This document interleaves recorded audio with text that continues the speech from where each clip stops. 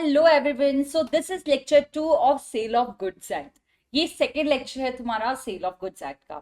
एक बार छोटा सा रिवीजन ले लेते हैं। हम लोगों ने लास्ट लेक्चर के अंदर क्या पढ़ा था, ठीक है। तो हम लोगों ने लास्ट लेक्चर के अंदर पहले तो देखा था कि जो पर्टिकुलर एक्ट ये है क्या और किस चीज के बारे में बात करता है, और कुछ डेफिनेशन देखी थी हम लोगों ने, ठीक है। So we will first revise कि हम लोगों ने क्या क्या डेफिनेशंस देखी थी, और हम लोगों ने इस एक्ट की एप्लीकेबिलिटी के बारे में क्या पढ़ा था, ठीक है। चलिए देखना, हम लोग अगर देखें तो पहले हमने देखा था कि कॉन्ट्रैक्ट एक्ट 1872 के अंदर ही सेल ऑफ गुड्स एक्ट और पार्टनरशिप एक्ट आता था। बट देन 1930 में कॉन्ट्रैक्ट एक्ट से अलग कर दिया सेल ऑफ गुड्स एक्ट को, एंड देन पार्टनरशिप को भी अलग कर दिया 1932 के अंदर।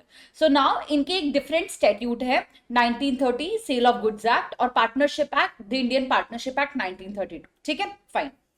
देन हम लोगों ने ये देखा था कि मतलब इसकी एप्लीकेबिलिटी के बारे में हम लोगों ने देखा था कि ये एक्ट किसको किसको एप्लीकेबल है। You know students, we had discussed in the last lecture only कि when we talk about this applicability, ये एप्लीकेबिलिटी की बात क्यों आती है मैम। कोई भी लेजिस्लेचर जब कोई भी लॉ बनाते हैं, जब हम उसको बात करते हैं कि इंप्लीमेंट करने की, तो वो तो पूरे इंडिया को ही एप्लीकेबल होगा।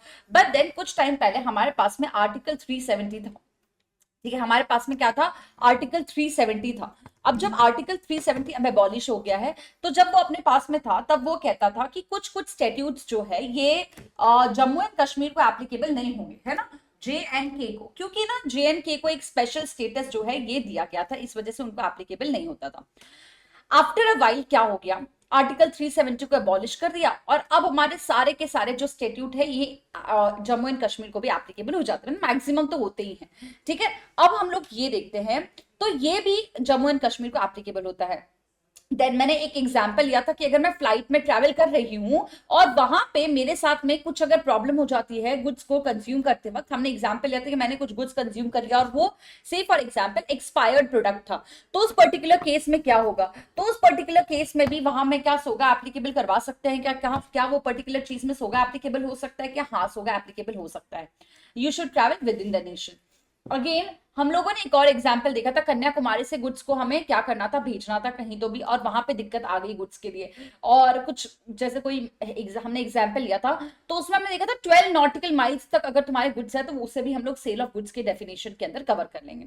So this was all about applicability, ये था एप्लीकेबिलिटी का पार्ट, ठीक है। चलिए देन हम लोगों ने डेफिनेशन देखी थी, जिसमें मैंने टुनटुन मौसी और छोटा भीम का एग्जाम्पल लिया था कि बायर और सेलर कौन होता है। तो हमारे एग्जाम्पल के अंदर छोटा भीम जो है वो तो बायर हो गया था, और टुनटुन मौसी क्या हो गई थी, सेलर हो गई थी। क्योंकि हमने देखा था बायर मतलब हु बाइज और एग्रीज टू बाय।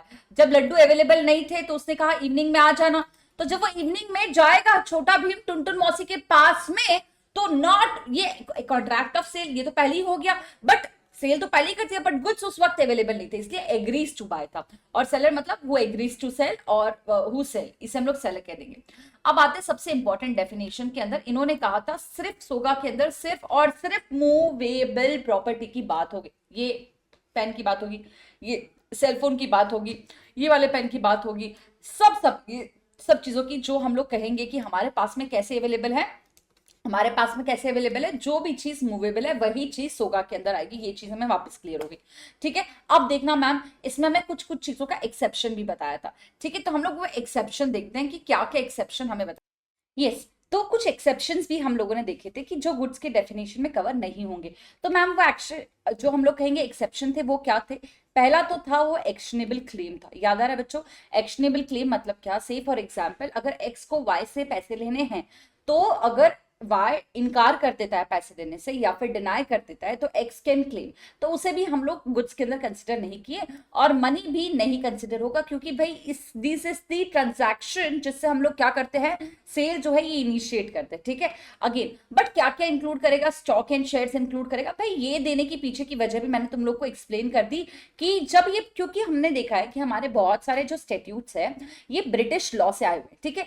तो उसमें तब स्टॉक और शेयर्स इंक्लूडेड नहीं थे, बट 1930 का एक्ट कहता है कि नहीं, हम स्टॉक एंड शेयर्स को भी गुड्स के अंदर कंसिडर करेंगे, ठीक है, ये वजह बताई थी। ग्रोइंग क्रॉप्स मैं तुमको मेरे फार्म हाउस पे लेके गई थी, अगर याद हो तो हमने फार्म हाउस बनाया था, वहां पे हम लोग गए थे, तो हमने देखा था ग्रोइंग क्रॉप्स, ग्रास और things attach to or forming part of land which are agreed to be severed, जो हम लोग कहते हैं कि अलग होने के केपेबिलिटी में है, उसे गुड्स कही जाएगी, वो फार्म हाउस को गुड नहीं कहेंगे, ठीक है, हमने ये पढ़ा था। देन इन्होंने एक्शनेबल क्लेम कहा है, बट देन इन्होंने एफडीआर फिक्स डिपॉजिट रिसिट को कहा है कि हम लोग उसे गुड्स के अंदर ट्रीट करेंगे। एफडीआर क्या है, जब हम लोग कहेंगे बैंक के पास में हम फिक्स डिपॉजिट रखने जाते हैं, तो बैंक हमें सो एंड सो इंटरेस्ट के ऊपर वो फिक्स डिपॉजिट अपना रख लेती है और उसके बदले हमें वो रिसिट जनरेट करती है, तो वो जो रिसिट होगी उसे भी इन्होंने गुड्स में कंसिडर किया है, ठीक है। और टेंजिबल और इंटेंजिबल दोनों चीजों को यहाँ पे गुड्स में कंसिडर किया है, ये हम लोगों ने देखा था, ठीक है। देन हम लोग आ गए थे, अब बहुत इंटरेस्टिंग पार्ट, एक बार वापस हम लोग रिवाइज कर लेंगे कि गुड्स तीन कैटेगरी में डिवाइड किया गया है, existing future contingent, existing future contingent, existing future contingent. देखो बच्चों मेरे साथ में बोलते जाओगे तो याद होते जाएगा, गुड्स को तीन चीज में कैटेगराइज किया, existing future contingent, existing future contingent, ठीक है। अब ना एग्जिस्टिंग तीन तरीके के होते हैं, specific, ascertain, uncertain, specific, ascertain, uncertain, ये तीन कैटेगरी में गुड्स को डिवाइड किया। अब स्पेसिफिक गुड्स मतलब क्या, at the time of contract तुम वो गुड्स को आइडेंटिफाई कर लेते हो, that is called specific goods. बताओ, at the time of happening of a contract, जब तुम वो गुड्स को आइडेंटिफाई कर लेते हो, upon at the time of a contract of sale is made, कौन से कमें, कॉन्ट्रैक्ट ऑफ सेल के वक्त जब वो गुड्स आइडेंटिफाई हो गए तो हम लोग स्पेसिफिक गुड्स कह देंगे। आ जाते हैं हम लोग असर्टेन गुड्स, जब हम लोग बहुत सारे बल्क में, हमने बर्बन बिस्किट बनाया था, मनेको बनाया था, पार्ले जी बनाया था, हाइड एंड सीक बनाया था, तो हमने ये बहुत सारे बल्क में से एक गुड को आइडेंटिफाई कर लिया, बहुत सारे लॉट में से, वो हो गया असर्टेन गुड्स, ठीक है। और हमने देखा था when out of a large, जब वो अनअसर्टेन थे उसमें से हमने आइडेंटिफाई कर लिया, ये भी at the time of contract. और अनअसर्टेन मतलब क्या, which are not specifically identified at the time of contract, हमने उसे प्रॉपरली आइडेंटिफाई नहीं किया। और मैंने कहा था बच्चों ये दोनों एग्जाम्पल्स का क्या है, तुम लोग को पढ़ना है। अब मुझे नहीं पता कितने बच्चों ने पढ़ा था, देखना, अनअसर्टेन गुड में एग्जाम्पल दिया है, A agrees to sell B 1 packet of salt out of lot of 100 packets lying in his shop, it is sell uncertain goods because it is not known which packet is to be delivered। बहुत सारे मनेको biscuits पड़े हुए हैं ना यहाँ पे, बहुत सारे मनेको बिस्किट हमारे यहाँ पे रखे हुए हैं, ठीक है। अभी बहुत सारे मनेको बिस्किट के अंदर से कौन सा बिस्किट मैं उसे दूंगी, ये एक सेलर को नहीं, परचेजर को नहीं पता है, तो ये हो जाएगा अनसर्टेन गुड्स, ठीक है। तो ये था हमारा लास्ट लेक्चर के अंदर, ये हमने रिवाइज कर लिया इस लेक्चर के अंदर भी। भैया कोई भी तुम लोग को अगर डाउट है तो तुम लोग क्या करना, कमेंट बॉक्स में लिख के हमें पूछ सकते हो, और एक दिन हम लोग वीकली ऑफलाइन ऑनलाइन जो है ये मिलने ही वाले हैं लाइव सेशन के अंदर, ठीक है। तो बस ये एकदम अच्छे से पढ़ लेना, क्योंकि इसको वेटेज बहुत ज्यादा है, ये मैंने लास्ट लेक्चर में भी तुम्हें बताया था, हमारे फर्स्ट लेक्चर में भी, ये लेक्चर सेकंड है, ठीक है। जिन बच्चों ने लेक्चर 1 नहीं देखा है, they shall not proceed with lecture 2, पहले लेक्चर 1 देखे ही तो ही हमें समझ में आएगा, ठीक है। चलिए आगे चलते हैं। अभी अब आते हैं हमारे फ्यूचर गुड्स के ऊपर और कॉन्टिंजेंट गुड्स के ऊपर। अब एग्जाम्पल दो मैम, हमें नहीं समझ, हमें मजा ही नहीं आता है। पहली तो चीज, ऐसे हाथ बंद करके आराम से बैठ जाइए, एकदम आराम से बैठ जाइए। फ्यूचर गुड्स मींस गुड्स अभी मैन्युफैक्चर होने बाकी है, बट कॉन्ट्रैक्ट ऑफ सेल आज ही हो गया। मैम नहीं समझ में आया? तुमको पता है रोल्स रॉयस की जो कार्स होते हैं ना, वो ना तुम्हें पहले ऑर्डर देना पड़ता है और फिर वो मैन्युफैक्चर होती है। बताओ समझ में आया? रोल्स रॉयस का मैंने एग्जांपल लिया, तुम्हें पहले क्या करना पड़ता है, पहले ऑर्डर देना पड़ता है और उसके बाद में वो मैन्युफैक्चर होती है। सो ये जो गुड्स है दे आर नॉट अवेलेबल, उसका जो अवेलेबिलिटी है, उसका जो पोजीशन है, वो at the time of contract of sale नहीं होता है। इस वजह से इसे हम लोग कॉन्ट्रैक्ट ऑफ सेल नहीं बोलते, इसे हम लोग क्या बोलते हैं, always future goods will always be an agreement to sell. ये क्या हो जाएगा, एग्रीमेंट टू सेल। भाई बहुत सिंपल डेफिनेशन है, गुड्स जो अभी तक मैन्युफैक्चर होना बाकी है उसका पोजेशन तुम्हें तुरंत नहीं मिलेगा, it is agreement to sell. और मैंने बहुत अच्छा एग्जांपल दिया है रोल्स रॉयस का कार का, कि वो जो पर्टिकुलर गुड्स है, वो जो कार है, ये पहले तुम्हें ऑर्डर देना पड़ता है, उसके बाद में मैन्युफैक्चर होगी, उसे हम लोग फ्यूचर गुड्स कहेंगे। उसे हम लोग क्या कहेंगे बच्चों, फ्यूचर गुड्स। उसे हम लोग क्या कहेंगे बच्चों, फ्यूचर गुड्स। तो गुड्स मींस, फ्यूचर गुड्स का मतलब गुड्स टू बी मैन्युफैक्चर्ड और प्रोड्यूस्ड और acquired by seller after making the contract of sale. This is not, हम लोग कहेंगे those goods are not available at the time of contract of sale. पहले तुम्हें contract of cell बनाना पड़ेगा, पहले तुम्हें ऑर्डर देना पड़ेगा, उसके बाद वो गुड्स क्या होंगे, अवेलेबल होंगे। इसे हम लोग कॉन्ट्रैक्ट ऑफ सेल कहते हैं। बताओ बच्चों क्लियर हो गया क्या? ठीक है, चलिए देखिए ना क्या बताते हैं ये लोग। कह रहे हैं क्या कह रहे हैं, टू बी मैन्युफैक्चर्ड, प्रोड्यूस्ड और acquired by the seller after making the contract of sale. A contract of sale of future goods is always an agreement to sell. Ma'am आप हमें डिफरेंस कब सिखाओगे बच्चों? मैं कॉन्ट्रैक्ट ऑफ सेल और agreement to sell दोनों में आप लोगों को डिफरेंस बताऊंगी. थोड़ा सा पेशेंस रखिए, थोड़ा सा, और हम दोनों भी सीखेंगे, दोनों भी टर्मिनोलॉजी जो हम लोग सीखने वाले हैं, ठीक है. It is never actual sale because person can not transfer what is not in existence. Obviously contract of sale तो नहीं होगा. This is not actual sale. मैं ये सेल की भी तुमको, डिलीवरी की भी तुम्हें टाइप्स बताऊंगी, तब मैं तुमको बताऊंगी. जो चीज तुम्हारे पास में अभी अवेलेबल ही नहीं है उससे तुम सेल कर ही नहीं सकते हो. सही बात है ना. The thing which is not in possession of you, तो उससे तुम सेल करोगे कैसे, है ना. It is about to manufacture, इसलिए इसे फ्यूचर गुड्स कहा गया. और इस वजह से इसे हम लोग एग्रीमेंट टू सेल कहते हैं. क्या कहते हैं बच्चों? इसे हम लोग एग्रीमेंट टू सेल. एग्जाम्पल पढ़ लेते हैं. 1000 quintals of potatoes to be grown on a field is an example of agreement to sell. ठीक है भाई, अभी तक ग्रो होना बाकी है ए के फील्ड के ऊपर.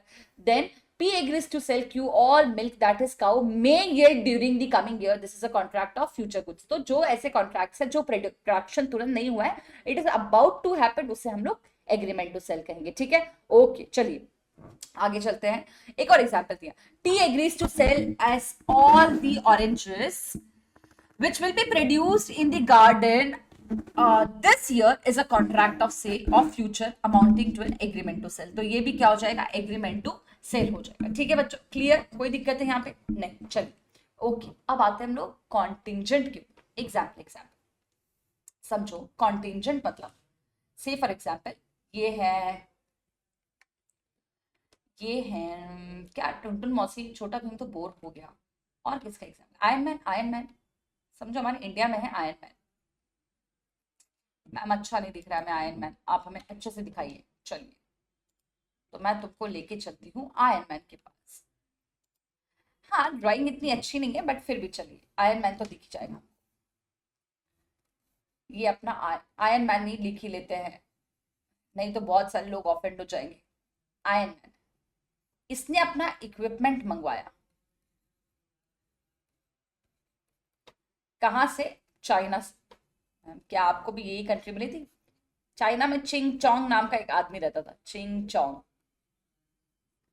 ठीक है, चाइना में चिंग चोंग नाम का एक आदमी रहता था. उससे आयरन मैन ने एक इक्विपमेंट मंगाया. ठीक है, अब ये आया से फॉर एग्जाम्पल वाटरवे से. ये इसका डिलीवरी जहाज से होने वाला है. अब हमको पता है क्या जहाज आएगा नहीं आएगा, जहाज डूब गया तो टाइटैनिक हो गई तो क्या करें? कुछ हो सकता है क्या? पता नहीं हम लोग. Whether we know about this thing, चिंग चोंग से उसने मंगवाया आयरन मैन ने अपना कोई इक्विपमेंट. तो भाई आप मुझे बताओ, क्या ये पर्टिकुलर चीज ये ऑन, अगर हमारा जो वो पर्टिकुलर इक्विपमेंट है ये सेफली आ जाए तो ही तो हम लोग इसे सेल कहेंगे. नहीं तो ये कॉन्टिंजेंट है ना. इसका जो एक्विजिशन है ये अनसर्टेन कॉन्टिंजेंसी के ऊपर, मतलब अनसर्टेन इवेंट के ऊपर डिपेंड होता है. इस वजह से इसे भी हम लोग सेल नहीं कहेंगे. This is also an agreement to sell. इसे भी हम लोग एग्रीमेंट टू सेल कहेंगे. इसमें क्या होता है? Property again does not pass with the buyer at the time of making of the contract. पहले तुम्हें कॉन्ट्रैक्ट ऑफ सेल बनाना पड़ेगा और फिर ये जो चिंगचोंग है ये भेजेगा तुम्हें गुड्स. ये तुरंत तुम्हें भेज देगा क्या? नहीं. ये तुरंत तुम्हें गुड्स भेजेगा क्या? नहीं. ये तुम्हें बाद में भेजने वाला है. गुड्स क्या करेगा? बाद में भेजेगा. तो इसे भी हम लोग सेल नहीं कहेंगे. इसे भी हम लोग क्या कहेंगे? Agreement to sell. इसे भी हम लोग क्या कहेंगे बच्चों? Agreement to sell. I hope you are clear with sale and agreement to sell. ये भी क्या है? एग्रीमेंट टू सेल है. कॉन्टिंजेंट गुड्स देखना क्या बताया है. The acquisition of goods which depends upon uncertain contingency या uncertain events are called as contingent goods. Contingent goods are also as an agreement to sell and not sell. ये भी cell नहीं है, ये इमीडिएटली अवेलेबल नहीं है. जो चीज बच्चों एक सिंपल सा रखो, जो चीज eight the time of contract तुम्हें इमीडिएटली उसका पोजेशन, उसकी ओनरशिप दे दो तो उसे हम लोग कॉन्टिंजेंट कहते हैं, उससे हम लोग सेल कहते हैं. और जिसकी अवेलेबिलिटी कॉन्ट्रैक्ट होने के बाद में होने वाली वो गुड्स की या वो चीज की, तो उसे हम लोग क्या कहेंगे? कॉन्टिंजेंट. वो उसे हम लोग कहेंगे एग्रीमेंट टू सेल. ठीक है.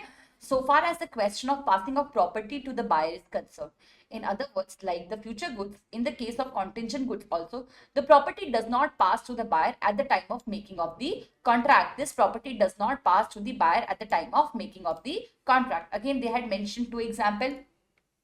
A agrees to sell to B a Picasso painting provided he is able to purchase it from a present owner. This is again contract of sale, contingent goods है, ये भी agreement to sell है, sorry. P contract to sell 50 pieces of particular article provided the ship which is bringing them reaches the port safely. हमको पता है क्या safely आएगी या नहीं आएगी, ठीक है. This is an agreement to sell of a contingent goods. I hope you are clear with the examples कि कौन से goods क्या है, ठीक है. चलिए आगे देखना. अभी आते हम लोग, ये थे हमारे गुड्स के डेफिनेशन. 3 तरीके के गुड्स होते हैं. कौन से? Existing, future, contingent. एग्जिस्टिंग 3 तरीके के होते हैं, ascertain, specific, ascertain and uncertain. Examples याद रखो, प्रॉपरली लिख सकते हो और लीगल वर्डिंग्स में ही लिखना है. Start preparing your own notes, उसके बिना नहीं होने वाला है, ठीक है. चलिए अब आगे चलते हैं. आज हमारे दूसरी डेफिनेशन पे, कॉल्ड एज डिलीवरी. अरे मैम ये जोमेटो वोमेटो वाले जो कर रहे हैं वो भी डिलीवरी है क्या? हाँ वो भी डिलीवरी है. जब हम कहेंगे हम किसी भी चीज का वॉलेंटरी ट्रांसफर करते हैं, मतलब दिल से. वॉलेंटरी मतलब क्या? दिल से ट्रांसफर करते हो. तुम्हें किसी ने फोर्स नहीं किया है वो चीज ट्रांसफर करने के लिए. तुम क्या कर रहे हो? दिल से वो चीज का ट्रांसफर करते रहे हो एक पर्सन से दूसरे पर्सन के पास में, उसका मतलब हो गया डिलीवरी. मैम ये सब चीजें तो हमको पता है, बताने की क्या जरूरत है? एक्ट में लिखा है ना, पढ़ना तो पड़ेगा ही, ठीक है. तो हम लोग पढ़ लेते हैं. क्या कह रहे हैं? डिलीवरी मतलब क्या? जब हम किसी चीज का वॉलेंटरी ट्रांसफर करते हैं एक पर्सन से दूसरे पर्सन के पास में, उसे हम लोग डिलीवरी कह देते हैं, ठीक है. अब मतलब क्या मैम, इसमें हम लोग क्या करते हैं? डिलीवरी में हम क्या करते हैं? कोई गुड्स का पोजेशन एक पर्सन से दूसरे पर्सन के पास में चल जाता है. एग्री और नॉट? तुम गए मार्केट के अंदर मोबाइल फोन लेने के लिए, तो क्या हो गया?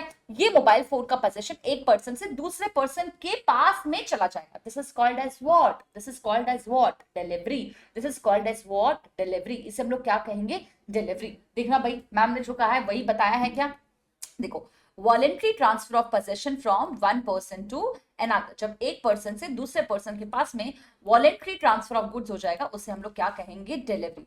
As a general rule, delivery of goods may be made by doing anything which has a putting the goods in possession of the buyer or any person authorized on his behalf. Not necessary every time that person will be buyer only. It can be buyer's agent also. घर पे आता है ना फ्लिपकार्ट वाला delivery, Amazon वाला delivery, Myntra वाला delivery, तो वो क्या करता है? वो करते क्या है?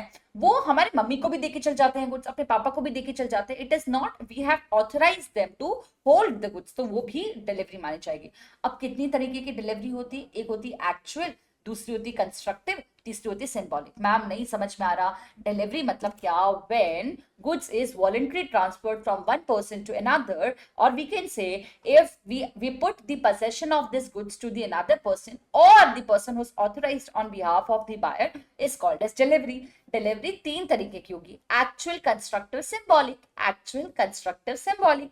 Actual, constructive, symbolic. मैम समझ में नहीं आ रहा एक्चुअल डिलीवरी मतलब क्या? एक्चुअल तो बहुत सिंपल है. जब भी गुड्स क्या कह रहे हैं हम लोग फिजिकली, जब मेरे सामने कोई पर्सन बैठा है, मैंने कह दिया ये ले भाई ये आज से ये फोन तेरा, जब हम उस चीज को फिजिकल पोजेशन तुरंत के तुरंत बायर को दे देते हैं, और कोई थर्ड पर्सन को जो बायर ने ऑथराइज किया है, उसे हम लोग एक्चुअल डिलीवरी कहेंगे. वापस एक बार, जब भी गुड्स हम लोग क्या करते हैं एक पर्सन से दूसरे पर्सन के पास में इमीडिएटली दे देते हैं, immediately, it is called as actual delivery. देखो मैम बताइए आप हमें अच्छा सा example. When the goods are physically delivered to the buyer, actual delivery take place when the seller transfer the physical possession of the goods to the buyer. क्या करे? To the buyer. When the seller transfer the physical possession of goods to the buyer or to a third person authorized to hold on behalf of the buyer. ये बहुत common delivery, this is most common delivery which is there. ठीक है. अब आते हैं, अभी constructive का मतलब क्या है मैम? या मैं नहीं समझ में आ रहा, कंस्ट्रक्टिव क्या है मैम? इसमें डिलीवरी में क्या कंस्ट्रक्शन करना है? मैं एग्जाम्पल देती हूँ. कई बार क्या होता है ना, समझो मैंने आज प्रोडक्शन करनी, एग्जाम्पल मैम अच्छे से बताइए. ऐसे में समझ में नहीं, ऐसे मजा भी नहीं आती आपके लेक्चर में, बिना एग्जाम्पल के सोगा, बिना एग्जाम्पल के पढ़ रहे, मजा नहीं आ रही. चलिए मैं वापस तुमको अपने फार्म पे लेके चलती हूँ. तो आज हम फार्म बनाते हैं. अरे बन जा भाई फार्म. फार्म कह रहा है नहीं बनेंगे, अब फार्म कह रहा है हम नहीं बनेंगे. फार्म बना रहे हैं हम लोग ग्रीन कलर का. आहा क्या बात है. क्या मैम? ये है हमारे फार्म की ग्रास, और ये है ग्रास के फार्म के यहाँ पे बहुत सुंदर सुंदर पेड़। अब दिख गया कितना सुंदर फार्म है हमारा, दिख गया ना सबको हमारा फार्म कितना सुंदर है। अच्छा मैम, अब आप हमें क्या पढ़ा रहे हो, कंस्ट्रक्टिव डिलीवरी। अब हमने ना ये फार्म पे क्या किए हैं, मैंगोज उगाए, मैंगोज।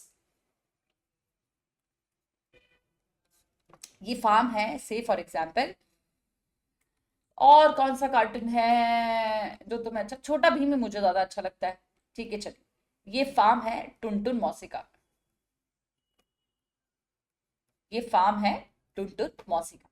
अब देखना हुआ क्या, अब यहाँ पे हुआ ऐसे, छोटा भीम गया टुनटुन मौसी के पास में, कह रहा है टुनटुन मौसी सुनो ना, सॉरी टुनटुन मौसी गई छोटा भीम के पास में, टुनटुन मौसी गई छोटा भीम के पास में, ये छोटा भीम है अपना, इसके पास में गई, टुनटुन मौसी से कही कि भीम मेरे फार्म पे बहुत सारे मैंगोस है, क्या मैं तुम्हें भेज दूं वो मैंगोस, क्या मैं तुम्हें मैंगोस भेज दूं। तो भाई ये जो फार्म है ना, यहाँ पे एक वेयर हाउस है, जहां पे ये है वेयर हाउस। वेयर हाउस मतलब क्या, जहां पे हम लोग गुड्स को स्टोर करते हैं। ठीक है, अब इन्होंने पेड़ से फार्म टुनटुन मौसी का ही है ये वेयर हाउस। ठीक है, ये वेयर हाउस टुनटुन मौसी का है।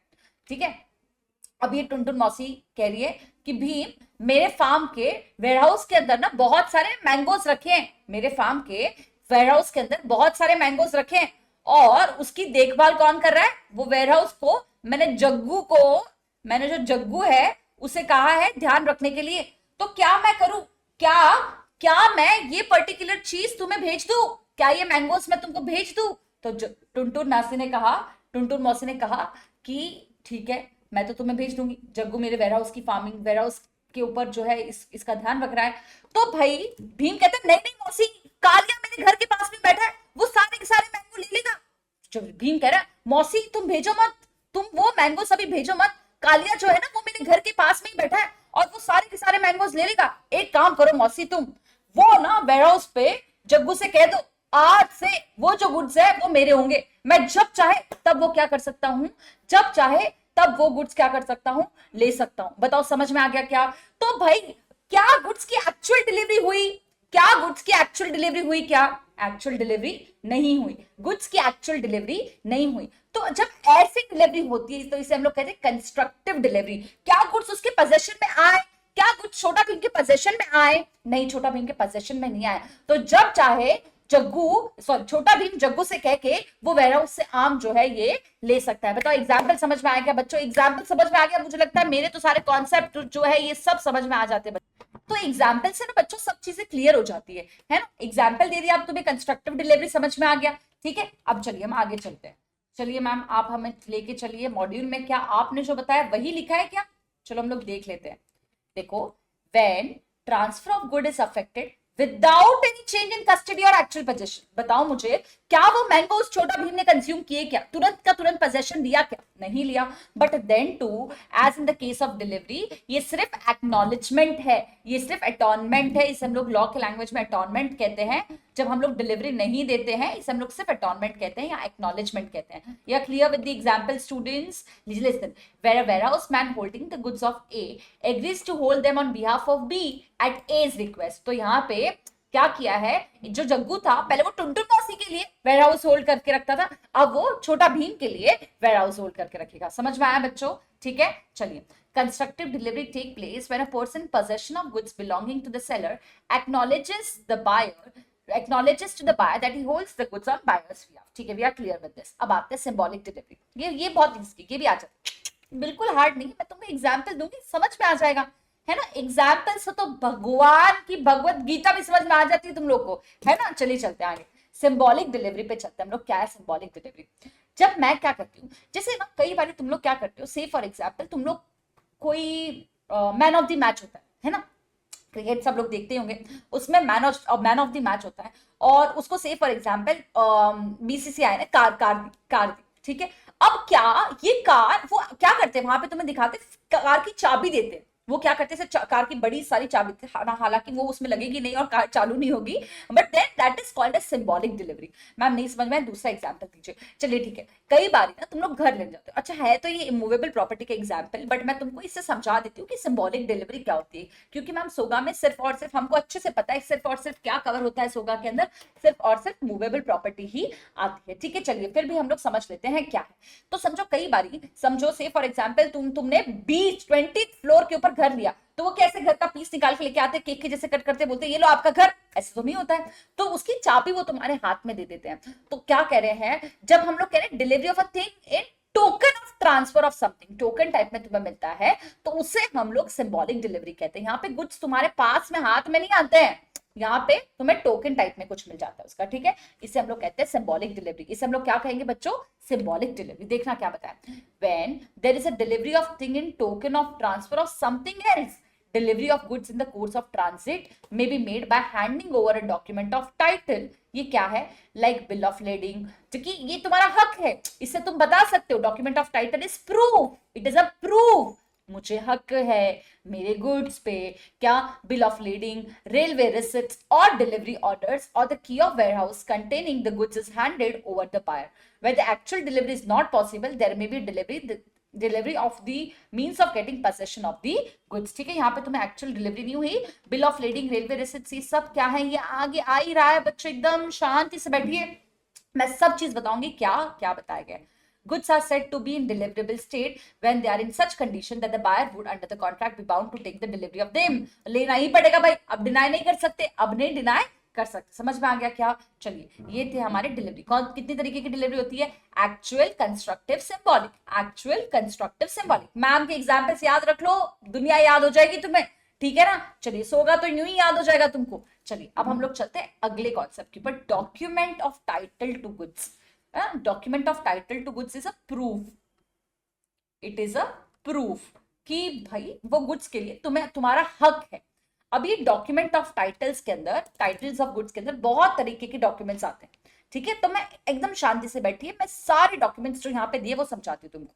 चलिए, पहले चलना क्या क्या इंक्लूड करता है। पहला है बिल ऑफ लेडिंग। अब बिल ऑफ लेडिंग क्या होता है, अब हमारे यहाँ पे देखो ना, आयरन मैन ने क्या किया था, गुड्स क्या कर रहे थे, चिंग चोंग, चाइना में जो व्यक्ति बैठे थे उससे मंगा रहे थे, पानी के थ्रू, सी रूट से। तो उस समय पे जो इशू किया जाता है उसे हम लोग document of bill of lading कहते हैं। उस समय पे समझो चिंग चोंग ने गुड्स भेजे, तो भाई यहाँ पे आयरन मैन ने गुड्स मंगवाए, उनके पास में होगा क्या, बिल ऑफ लेडिंग। उनके पास में क्या होगा, बिल ऑफ लेडिंग। भाई क्लियर है यहाँ पे बिल ऑफ लेडिंग क्या है। अब चलते डॉक वारंट। अब डॉक वारंट क्या होता है, अब ना ये तो समझो समुद्र है, ठीक है, और एक सेकेंड, बट डॉक के ऊपर यहाँ डॉक होता है, यहाँ पे वो इनका रखा हुआ रहता है, यहाँ पे ऐसे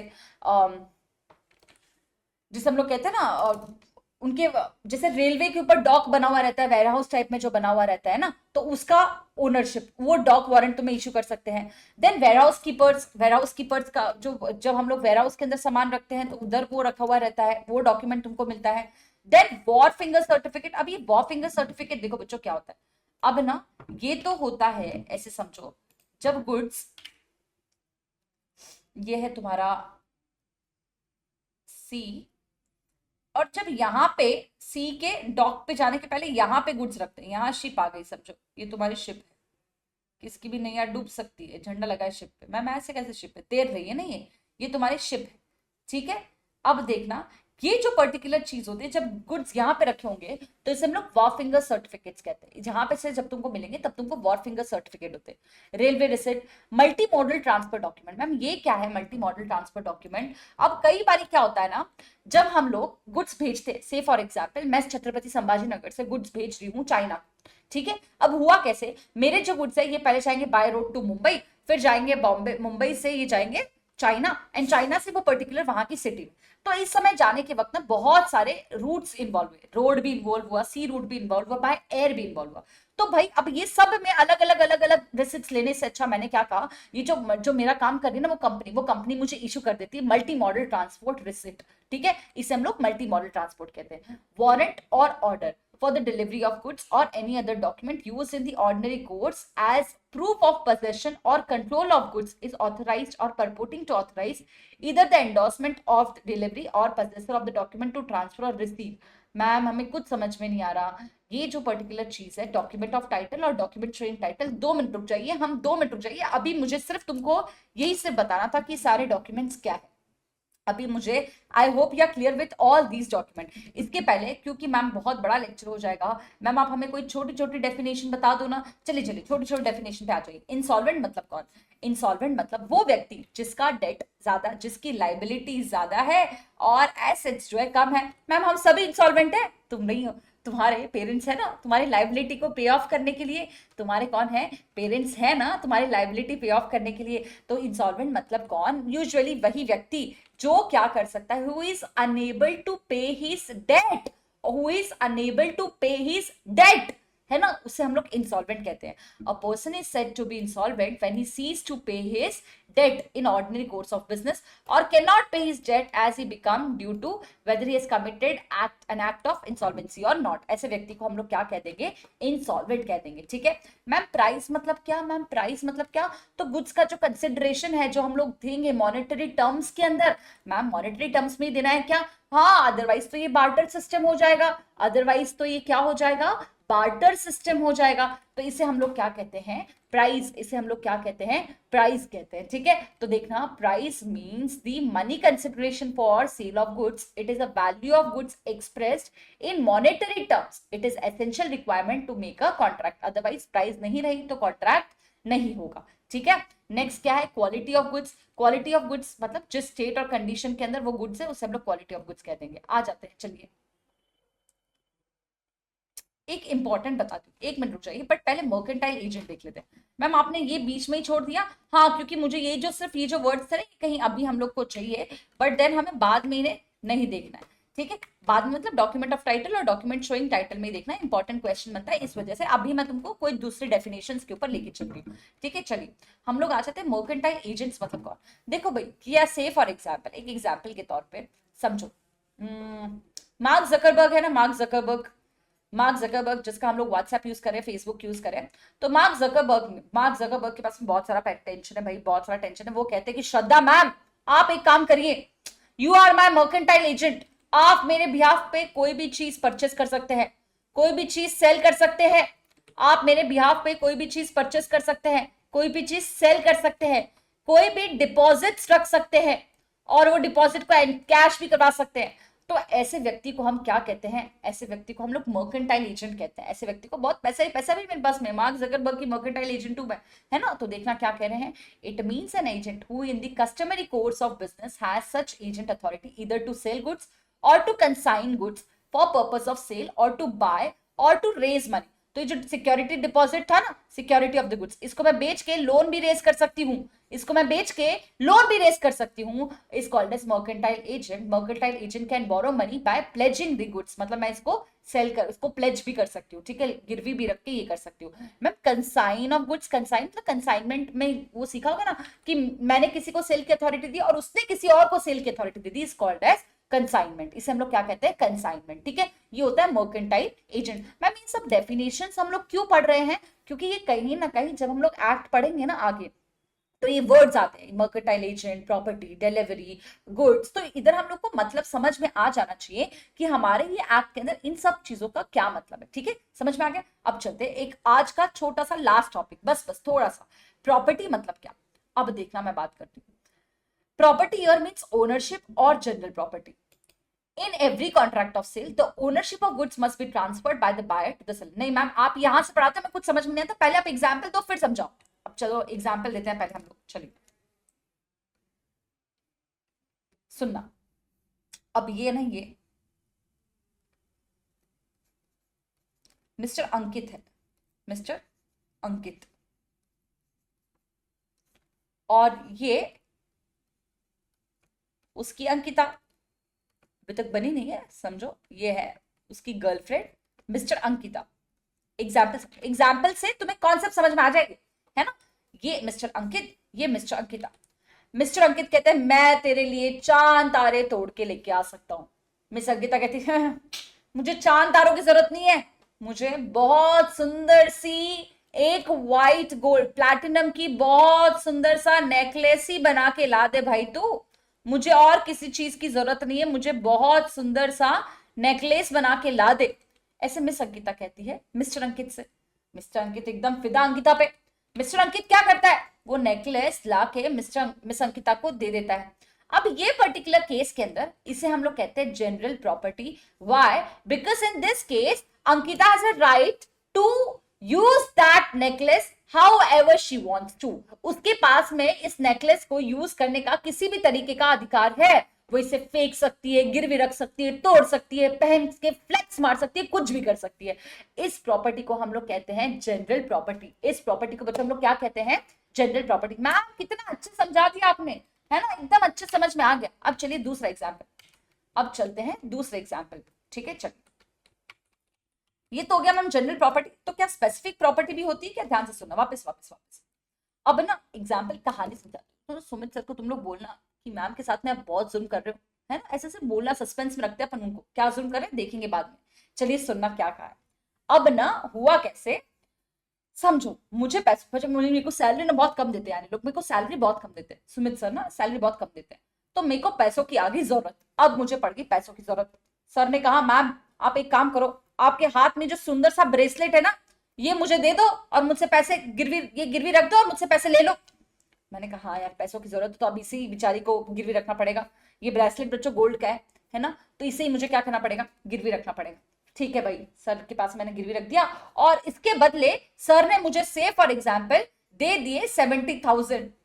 इसके बदले सर ने मुझे क्या दे दिए, सुमित सर ने मुझे दे दिए इसके बदले कितने बच्चों, 70,000 रुपीज। 70,000 रुपीज। मैं खुश। अब देखना, क्या सुमित सर के पास में, मैंने कहा ठीक है भाई, मैंने अभी गिरवी रखा है, मैंने अभी तक सिर्फ क्या किया है, गिरवी रखा है, तो क्या इस पर्टिकुलर केस में सुमित सर के पास में इसका पूरा राइट है क्या, इसको बेच देने का, इसको गला के दूसरा कुछ बना लेने का? नहीं, इसको वो अपने पास में रखे हैं। तो ऐसे राइट्स को हम लोग कहते हैं, ऐसी प्रॉपर्टी को हम लोग कहते हैं स्पेसिफिक प्रॉपर्टी। ऐसी प्रॉपर्टी को हम लोग क्या कहते हैं, स्पेसिफिक प्रॉपर्टी। ऐसी प्रॉपर्टी को हम लोग क्या कहते हैं, स्पेसिफिक प्रॉपर्टी। अब हुआ कैसे, अब मुझे ना समझ में आ गया, general property, specific property. General property मतलब ऐसी प्रॉपर्टी जिसमें तुम्हें पूरा राइट है, तुम वो गुड्स का कुछ भी कर सकते हो। और स्पेसिफिक प्रॉपर्टी मतलब क्या, नहीं, कुछ भी नहीं कर सकते। ठीक है, देखना, प्रॉपर्टी हियर मींस ओनरशिप और general property. In every contract of sale the ownership of goods must be transferred by the seller to the buyer और there should be an agreement by the seller to transfer the ownership to the buyer. It means it is the general property. The right of ownership in goods are not merely special right. The property in the goods means general, that is all the ownership of the goods.